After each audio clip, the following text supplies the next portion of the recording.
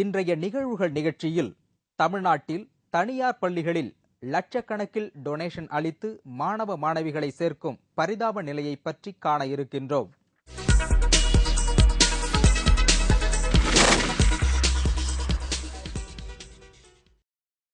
இந்த ஆண்டு மாணவர் சேர்க்கை ஆரம்பமாகியுள்ளதைத் தொடர்ந்து தனியார் பள்ளிகளில் தங்கள் குழந்தைகளை சேர்க்க பெற்றோர்களிடையே கடும் போட்டி நிலவுகிறது.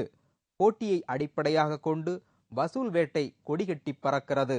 சென்னையில் மாநகராட்சி மற்றும் அரசு உதவி பெறும் பள்ளிகள் தவிர்த்து 900க்கும் மேற்பட்ட தனியார் பள்ளிகள் உள்ளன. இவற்றில் 300 முதல் 400 மேல்நிலைப் பள்ளிகள் மற்றும் 500 முதல் 600 வரை தொடக்கநிலை பள்ளிகள் உள்ளன. சிபிஎஸ்இ பள்ளிகள் 50 முதல் 60 வரை உள்ளன.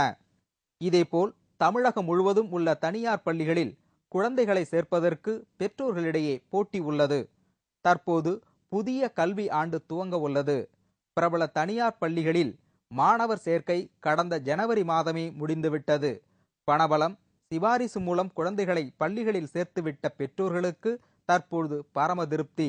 இந்த போட்டியில் வெற்றி பெற முடியாதவர்கள் அடுத்த நிலையில் உள்ள பள்ளிகளை தேட ஆரம்பித்துள்ளனர். பெற்றோர்களிடையே உள்ள ஆங்கில கல்வி மோகத்தால் சாதாரணமாக எல்கேஜியில் சேர்ப்பதற்கு 1 லட்சம் ரூபாய் நன்கொடை வசூலிக்கும் தனியார் பள்ளிகளும் உள்ளன. பெற்றோர் தனியார் பள்ளிகளில் தங்கள் குழந்தைகளை எல்கேஜியில் சேர்ப்பதற்காக மத்திய மாநில அமைச்சர்கள் அளவில் கூட சிபாரிசுகளுக்கு செல்வதுண்டு. அரசு அமைப்புகள், குறிப்பாக மெட்ரிகுலேஷன் போர்டோ இல்லைனா ஆங்கிலோ இந்தியன் போர்டோ இல்லைனா இப்படி அரசு அதிகாரிகள் யாரும் முறையாக நடவடிக்கை எடுப்பதே இல்லை. அதனால்தான் பெற்றோர்கள் தொடர்ந்து போராட வேண்டிய ஒரு நிலைக்கு தள்ளப்பட்டுள்ளனர். இப்படிப்பட்ட ஒரு அவலமான சூழலில்தான் இன்று நம்முடைய தமிழகத்துடைய பள்ளி கல்வித்துறையும் பள்ளி கல்வியுடைய நிலைமையும் தனியார் பள்ளிகளுடைய ஆதிக்கத்தின் கீழ் ஒரு மிகப்பெரிய கட்டண கொள்ளை நடந்து கொண்டிருக்கிறது என்பது நிதர்சனமான உண்மையாக இருக்கிறது. ஆனால் கடந்த ஆண்டு ஈரோடு மாவட்ட ஆட்சியர் அனந்தகுமார் தனது மகள் கோபிகாவை அரசு பள்ளியில் 2ஆம் வகுப்பில் சேர்த்துள்ளார். இது அனைத்து அரசு அலுவலர்களுக்கும் ஒரு முன் உதாரணமாகும். பொதுவாக மாநகராட்சி பள்ளிகளின் வளர்ச்சிக்காக பல்வேறு திட்டங்கள் அறிவிக்கப்பட்டுள்ளன. சென்னை மாநகராட்சி பள்ளிகளில் 6, 7, 8 வகுப்புகளில் படிக்கும் மாணவர்கள் ஆங்கிலத்தில் உரையாடவும் படிக்கவும் சிறப்பு பயிற்சி அளிக்கப்படுகிறது. 9, 10, 12ஆம் வகுப்பு படிக்கும் மாணவர்களுக்கு தேர்வுகள் தொடங்குவதற்கு முன்னதாக ஆங்கிலத்தில் சிறப்பு வகுப்புகள் நடத்தப்படுகிறது. பள்ளிகளின் பாதுகாப்பிற்காக முதற்கட்டமாக 32 மேல்நிலைப் பள்ளிகளிலும் 38 உயர்நிலைப் பள்ளிகளிலும் கண்காணிப்பு கேமராக்கள் பொருத்தப்படும். பாதுகாவலர்களும் நியமிக்கப்படுவார்கள் என கூறப்பட்டுள்ளது. சென்னை மாநகராட்சியின் தொடக்கப் பள்ளிகளில் தொடங்கி மேல்நிலைப் பள்ளிகள் வரையிலான அனைத்து பள்ளிகளிலும் பள்ளிதோறும் வளர்ச்சி திட்டம் ஏற்படுத்தப்பட்டு நடைமுறைப்படுத்தப்படுகிறது. சென்னை மாநகராட்சி பள்ளிகளில் 9ஆம் வகுப்பு முதல் 12ஆம் வகுப்பு வரையில் படிக்கும் மாணவர்கள் நுழைவுத் தேர்வுகள் மற்றும் போட்டித் தேர்வுகளை எதிர்கொள்ளும் வகையில் அவர்களுக்கு சிறப்பு அடிப்படை பயிற்சிகள் அளிக்கப்படுகிறது.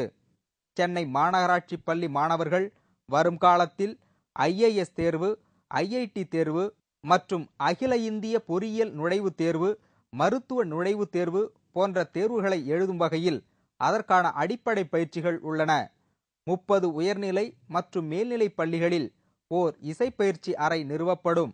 பகுதி நேர இசை ஆசிரியர்கள் நியமிக்கப்படுவார்கள் என புதிய அறிவிப்புகள் வந்துள்ளது. அனைத்து உயர்நிலை மற்றும் மேல்நிலை பள்ளிகளில் கல்வி மற்றும் வேலைவாய்ப்பு வழிகாட்டு மையம் உள்ளது.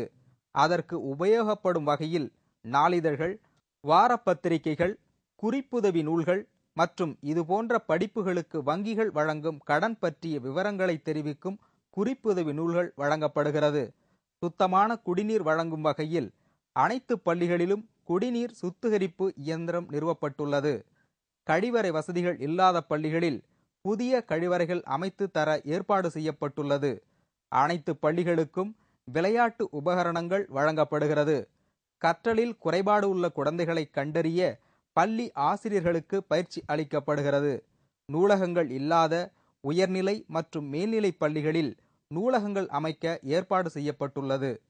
இந்த வசதிகள் அனைத்தும் செய்து கொடுக்கும் அரசு பள்ளிகளில் பெற்றோர்கள் ஏன் மாணவர்களை சேர்ப்பதில்லை என்றால், பெரும்பாலும் அரசு ஊழியர்கள் தங்கள் குழந்தைகளை அரசு பள்ளிகளில் சேர்ப்பது கிடையாது.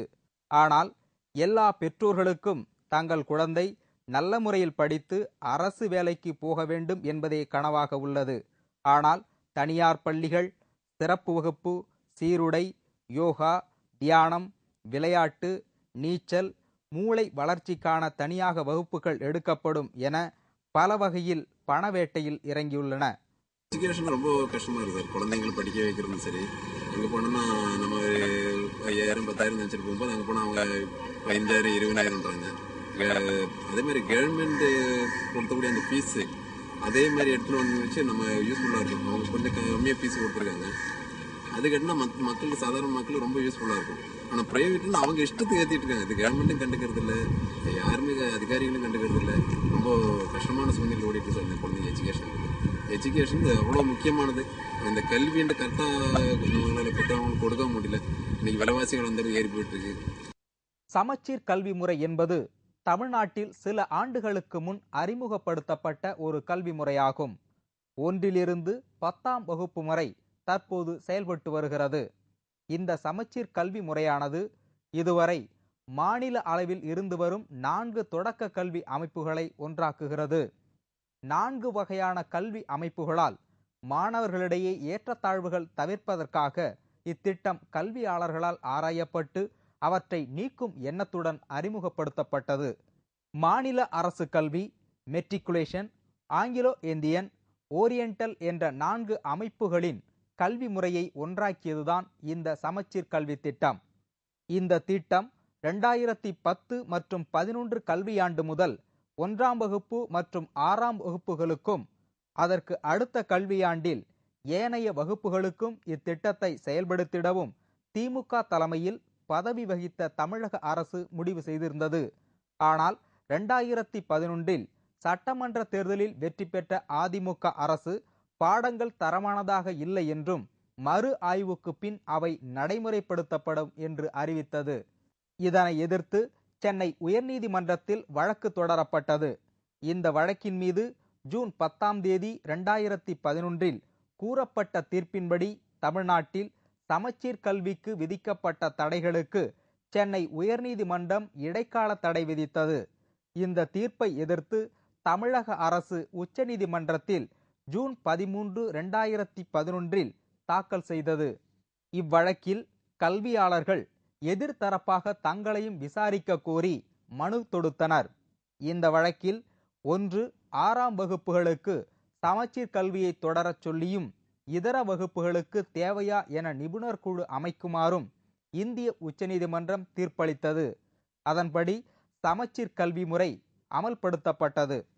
முத்துக்குமரன் தலைமையிலான குழு சமர்ப்பித்த 109 பரிந்துரைகளில் 4 மட்டுமே சமச்சீர் கல்வி திட்டத்தில் ஏற்றுக்கொள்ளப்பட்டன. குறிப்பாக பொது பள்ளி முறை, தாய்மொழி கல்வி திட்டத்தை அரசு கைவிட காரணம் அதற்கு மக்களிடம் ஆதரவு இல்லாத சூழலாகும். இந்த சூழலுக்கு காலனித்துவம், பொருளாதாரம், கல்வி, வணிகமயப்படுத்தல், அரசு கொள்கைகள் என பல காரணங்கள் உண்டு. ஒவ்வொரு வாரியத்திலும் தற்போது பின்பற்றப்படும் பாடத்திட்டங்களை ஒப்பிட்டு பார்க்கும்போது பாடத்திட்டத்தின் தலைப்புகளில் பெரிய மாறுதல்கள் எதுவும் காணப்படவில்லை என்பதால் 4 கல்வி வாரியங்களின் பாடத்திட்டங்களிலும் உள்ள சிறப்பம்சங்களை தேர்வு செய்து அவற்றை ஒருங்கிணைத்து ஒரு பொதுவான பாடத்திட்டம் உருவாக்கப்படும். இப்படி பொதுவான பாடத்திட்டம் உருவாக்கப்படுவதால் என்ன நன்மைகள் ஏற்படும் என்பதற்கு தமிழக அரசு எந்த ஒரு தனிப்பட்ட காரணத்தையும் சொல்லவில்லை.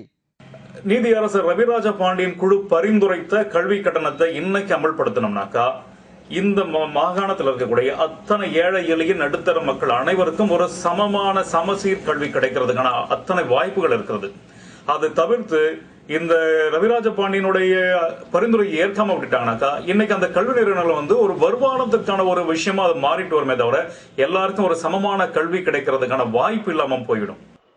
அதாவது இன்று அதிகமான கட்டணங்களை கேட்டு நிர்பந்திக்கக்கூடிய அந்த பள்ளிகள் மீது நடவடிக்கை எடுப்பதற்கு தனியார் பள்ளிகள் கட்டண நிர்ணய சட்டம் 2009 அந்த பள்ளிகளுடைய அங்கீகாரத்தை ரத்து செய்வதற்கு பரிந்துரைப்பதற்கான அதிகாரத்தை இந்த தனியார் பள்ளி கட்டண நிர்ணய குழு, அதாவது இன்று நீதிபதி ஓய்வு பெற்ற நீதியரசர் சிங்காரவேலு அவர்களுடைய தலைமையில் இருக்கக்கூடிய அந்த நிர்ணய குழுவுக்கு அந்த அதிகாரமே அளித்துள்ளது. அந்த கமிட்டி ஒரு 6 பள்ளிகளுக்கு ஏன் உங்களுடைய அங்கீகாரத்தை ரத்து செய்யக்கூடாது என ஏற்கனவே அவர்கள் மீதான அந்த நடவடிக்கைக்கான அந்த சோகாஸ் நோட்டீஸையும் அனுப்பியுள்ளது. இருந்த போதிலும் அவர்கள் தொடர்ந்து அதற்கும் பல்வேறு பதில்களை அனுப்பி அதை தாமதப்படுத்த தான் முனைகிறார்களே தவிர ஒரு முறையான இதுவரைக்கும் எந்த பள்ளிக்கூடமும் கட்டண கொள்ளையில் ஈடுபட்டதற்கான ஒரு தண்டிக்கப்பட்ட நிலை என்பது இன்று வரை இல்லை. அதுதான் இன்று இருக்கக்கூடிய யதார்த்தமாக இருக்கு. இன்னொரு பக்கம் பார்த்தால் தனியார் பள்ளிகள் தொடர்ந்து என்ன செய்கிறாங்கன்னா, ஒவ்வொரு இந்த மாதிரியான நடவடிக்கைகளையும் பெற்றோர்கள் எதிர்க்கும் பொழுதும் அவர்களுடைய குழந்தைகளை தனிப்பட்ட வகையில் மிரட்டி அவர்களை பணிய வைப்பது என்ற ஒரு கொடுமையான ஒரு நடவடிக்கையை எல்லா தனியார் பள்ளிகளுடைய அந்த நிர்வாகமும் செய்வதன் மூலமாக தொடர்ந்து இந்த மாதிரி பெற்றோர்கள் இந்த கமிட்டிகளை அப்ரோச் பண்ணவோ நீதிமன்றத்தை நோக்கி வருவதையோ தடுக்கின்ற நடவடிக்கைகளும் ஈடுபடுகிறார்கள். புதிய பொது பாடத்திட்டம் வகுக்கப்பட்டவுடன் அனைத்து வாரிய பிரதிநிதிகளுக்கும் அதன் பிரதிகள் வழங்கப்பட்டு அவற்றின் மீது அவர்கள் கருத்துக்கள் கேட்கப்படும். பின்னர் ஒன்றிய மாவட்ட அளவில் விவாதிக்கப்பட்டு இறுதி செய்யப்படும். இதுபோன்ற விவாதங்கள் அனைத்து வகை பள்ளிகளையும் சேர்ந்தவர்களை கலக்காமல் அரசு பள்ளிகளில் கல்வி கற்றவர்களின் கருத்துக்களின் அடிப்படையில் மட்டும் நடத்தப்பட்டது. பொது பாடத்திட்டம் வகுக்கப்பட்டு பாடப்புத்தகங்கள் எழுதும்போது அனுபவம் வாய்ந்த அனைத்து தரப்பு ஆசிரியர்களுக்கும் வாய்ப்புகள் அளிக்கப்பட்டு சிறந்த ஆசிரியர்கள் மட்டுமே தேர்வு செய்யப்பட்டு பாடப்புத்தகங்கள் எழுதும் பணிகள் மேற்கொள்ளப்படும். பாடத்திட்டம் என்பது வேறு, அதை கற்பித்தல் என்பது வேறு என்பதை கருத்தில் கொள்ளாமல் அரசு எடுத்த நடவடிக்கைகள் இது என எதிர்க்கப்பட்டது. பாடத்திட்டம், பாடநூல் குறித்து ஒளிமறைவின்றி பொது விவாதங்களின் மூலம் முடிவுகள் மேற்கொள்ளப்படும். பாடத்திட்டம், பாடநூல்கள் என எவையும் எங்கும் ஒளிமறைவுடன் செயல்படுத்தப்படவில்லை என்பது குறிப்பிடத்தக்கதாகும்.